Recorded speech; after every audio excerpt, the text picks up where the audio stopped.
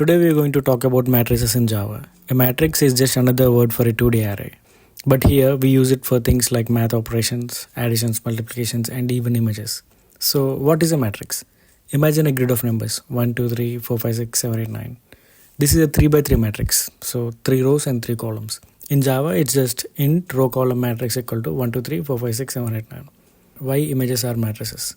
Think about a black and white image. It's just made of pixels, tiny squares. Each pixel has a brightness value. 0 is black, 255 is white. Values in between are just shades of grey. So 100x100 pixel image can be stored as 100x100 matrix of numbers. So int row column image equal to 0, 255, 0, 255, 0, 255, 0, 255, 0.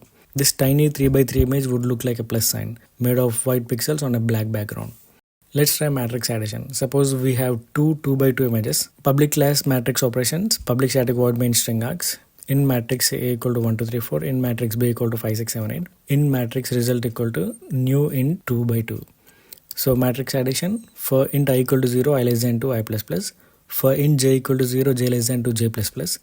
Result matrix ij equal to aij plus bij. And let's print it. System.out.println matrix addition for int I equal to 0, I less than 2, I plus plus. For int j equal to 0, j less than 2, j plus plus. System.out.print result ij plus space. System.out.println, and the output will be matrix addition 6, 8, 10, 12. So why this matters? It matters because we use it almost every day. It's used in image processing, AI and machine learning, and even on computer graphics. Every time you apply a filter on an image, you are doing matrix operations on pixel values like blur or brightness increase, decrease.